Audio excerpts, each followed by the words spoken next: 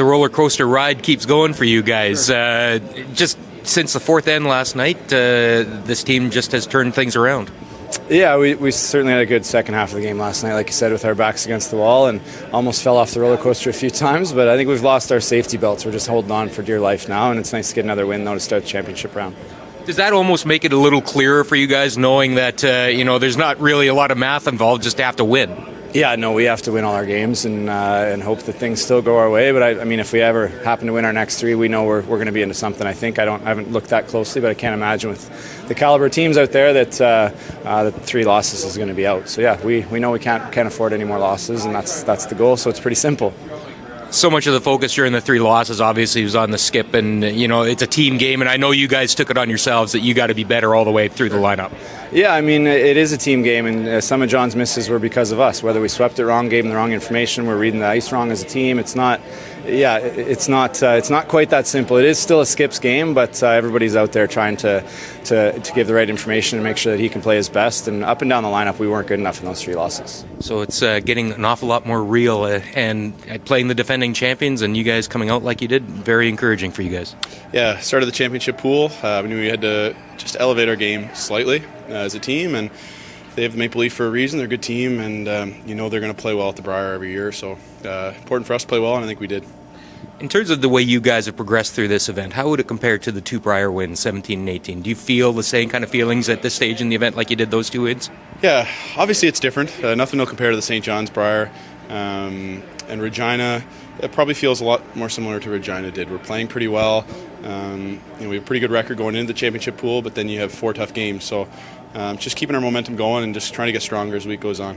You talk about being a target in an event like this, but there's 8 teams with targets on their backs. So from that perspective, it's kind of comforting. I mean, nobody's gunning for you any more than they're gunning for the other 7 teams. Yeah, that's right. I mean, Jacob's number 1 in the world right now. Botcher's right behind him. We're 3rd or 4th, even though we've won 2 of the past 3 years. It's a lot of parity this year, and so just play really well and hope that the breaks go your way a bit. That was a pretty impressive game. A slow starter than what you guys had gone through, but a strong finish, and that's what you like to see. It was classic team botcher, teamwork out there, figuring things out, figuring rocks out, figuring releases out, and playing a great team.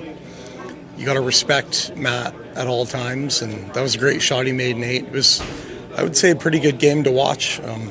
A lot of great shots being made both sides. Right. We don't want to use that word, but it's undefeated. And do you guys even think in those terms, or are wins almost the bonus of the process at this stage? We're just trying to get as many wins as we can. See where we're at the end. It's an internal goal to be in the 1-2 game, but we just want to keep adding wins together, and we kind of know that. There's no easy games in the championship pool, so it's a real nice win to get. So we keep watching your team, and we see Brennan, and just nothing seems to faze him. I mean, that's what we see outwardly. Is that what you see internally on the team as well? He truly is the machine that you see. Like that's Brendan. I've never really seen him lose it. He's pretty unflappable. Guy's got a good head on his shoulders, and I think he's the strongest curler mentally in the game. Mark, you got to feel good about that. Obviously, getting a game like that in the championship pool is a good thing, eh? Yeah, it's good. We're going to need a few more, but that was a really well played game. Game ball goes to Ryan Harnden. He won us the draw to the button for Hammer, and I think he made every single shot and kind of allowed us to stay in control the whole game. So yeah, good team performance, and everyone's playing pretty well. Are you at the point or the performance level that you guys need to be able to get through what's going to be 3 more very tough games? Yeah, at least, right? I think we're going to need to play like that and still get some breaks. I said to Brad out there, I said, I think this is going to be the best 3 days of curling that people have ever seen. With those teams out there and this much on the line and that good of ice conditions, it's going to just be incredible. So we're just happy to still be a part of it, and hopefully we can win a couple more. There's a lot of teams part of it right now. Like, it looks like there could be potential for a pretty big logjam building up amongst some of the best teams in the world here. Yeah, you never know. Sometimes it looks like a logjam and you don't end up with one, and sometimes you do. So, but all these teams are so good, right? It's going to be exciting whether we're in it or not. It's going to be fun to watch, and hopefully we're somewhere in the mix come tomorrow night. Marc, a little front end love here because I'm a front ender. Yeah. You mentioned Ryan. How important is it in a game like that when you need to keep it as open as possible, when he can make the ticks and set your team up the way he has, not only today but throughout the event?